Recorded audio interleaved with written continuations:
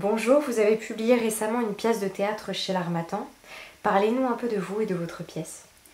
Bonjour, je m'appelle Ion Ciobanu, je suis né à Moldavie, j'ai fait des études littéraires en Roumanie et à Paris et actuellement je suis traducteur, enseignant de français et président d'une association en région parisienne.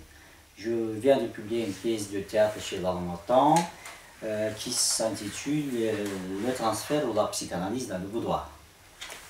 C'est un titre évocateur et incitant. Quel est le sujet de la pièce? Bon, la pièce met en scène la rencontre et le débat antagoniste entre Sigmund Freud et Albert Einstein, les deux plus grands génies du XXe siècle. C'est une rencontre historique réelle dont on connaît peu de choses. J'ai donc essayé de reconstituer, d'imaginer la réalité en partant des œuvres de deux auteurs. Cette confrontation n'est qu'un tremplin pour d'autres rencontres imprévisibles, surprenantes, comme la rencontre Freud-Sade et autres, où s'enchaînent des quiproquos, des coïncidences saugrenues, la confusion rêve-réalité, le transfert physique et le transfert psychanalytique. Pourriez-vous expliciter ce concept de transfert et conjointement le titre de votre livre? Le transfert, le thème de transfert, c'est récit de point de départ et d'illustration pour les contradictions entre les deux personnalités.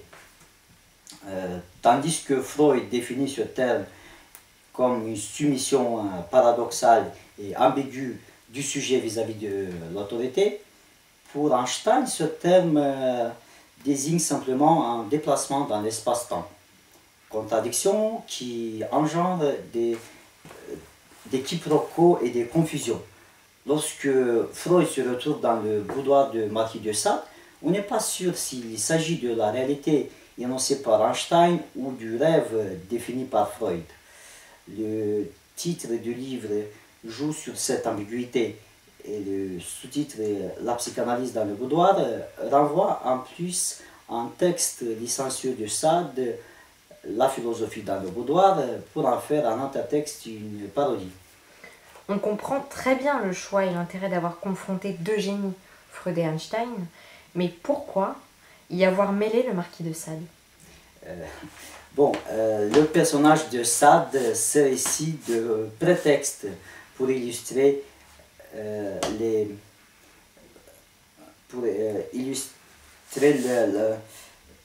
relativisme des mœurs et des caractères, le non-conformisme et le libre-esprit, mais aussi pour déclencher l'action et le conflit dramatique.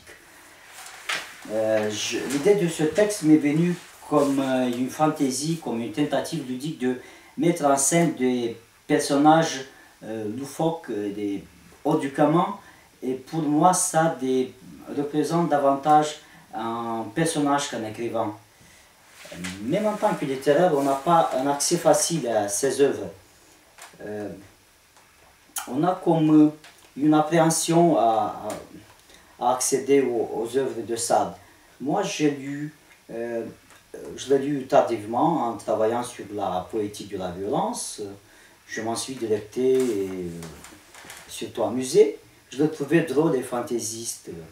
C'est probablement parce que je l'avais lu au niveau du discours et non pas au niveau du sens et du réel.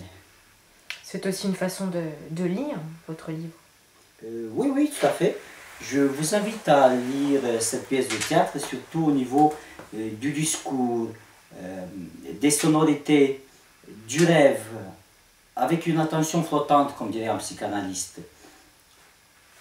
Ne butez pas sur le sens des mots, sur la signification des mots, allez au-delà des mots et à un nouveau sens, un sens poétique, plastique prendra forme. Il faut lire et jouir de ces bonheurs d'expression, du plaisir de retrouver l'original, l'allusion et les références littéraires. Derrière une intrigue sérieuse se profile l'humour, l'imagination et la liberté d'esprit. Merci et bonne lecture.